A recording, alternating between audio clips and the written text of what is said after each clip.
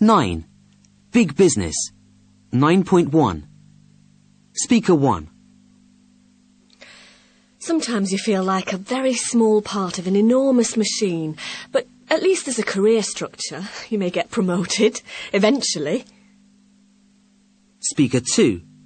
I think there's greater job satisfaction, more variety.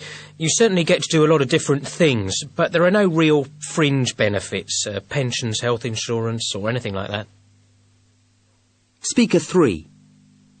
Well, it's easier to actually get to speak to the boss, that's for sure, but it's much more difficult to take time off. You're always needed. And if the boss gets sick, so does the company.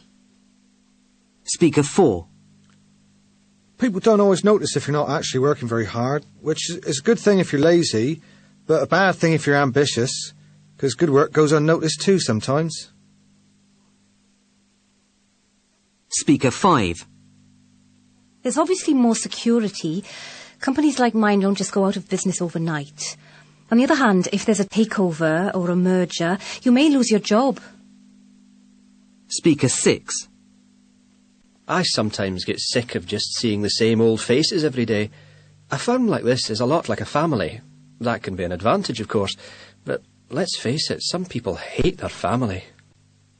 Speaker 7. Well, it looks good on your CV, having worked for a company everybody's heard of. So there's more status, I think. But you can stay in the same job for years before anyone notices you. Speaker 8. I like the amount of autonomy I get. I mean, I'm pretty much left to do things the way I want to. In many ways, it's like being my own boss, and the decision-making process is so much faster. 9.2. Speaker 1. Basically, I think it's right. A few years ago, everyone was saying all these small, dynamic companies were going to take over the world. But the problem with small companies is, well, in a word, capital. They usually run out of money before they can establish themselves. I've heard that about half of new companies go out of business in the first 2 years. Unless they get taken over, of course, by a big company. And those which do succeed, well, they just become big companies too. Speaker 2.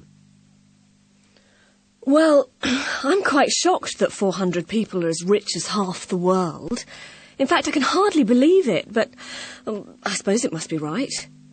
I do think national governments are less powerful than they were, but that's because of globalisation and organisations like NAFTA and the ASEAN League and the EU, not just because companies are getting bigger and bigger. And I really can't see companies being allowed to print their own money, but, well, who knows? Speaker 3. I think it misses the point. 2 things. First of all, whoever said that successful dot-coms were small? If you want to succeed on the internet, you have to get big, fast. Look at companies like Amazon and Yahoo and eBay. So that's wrong for a start. On the other hand, these days you don't necessarily have to be big to be a multinational. It depends what business you're in. If you're in a specialist business, you can sell your products or services all over the world and have just 20 or 30 people working for you. That's e-commerce for you. Speaker 4.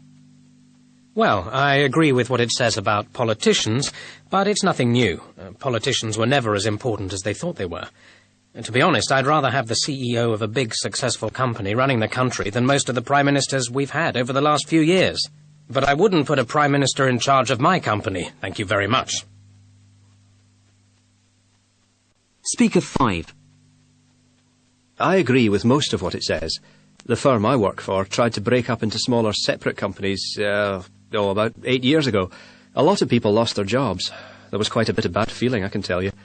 The idea was to make ourselves more competitive. Re-engineering, they called it. It was a disaster. Small is good for new ideas, but it doesn't last. Big is best. Speaker 6. It's total rubbish. I mean, OK, so some of the biggest companies in the world are enormously powerful, obviously. That's rather worrying, actually. I don't like the idea that Nokia can be making more money than Norway or whatever it is. But there's no security in size nowadays. I read somewhere that half the Fortune 500 companies weren't even in business 20 years ago. So, what does that tell you? Change. That's what modern business is about. And the bigger you are, the slower you react to change. Smaller companies are the future. End of side 2.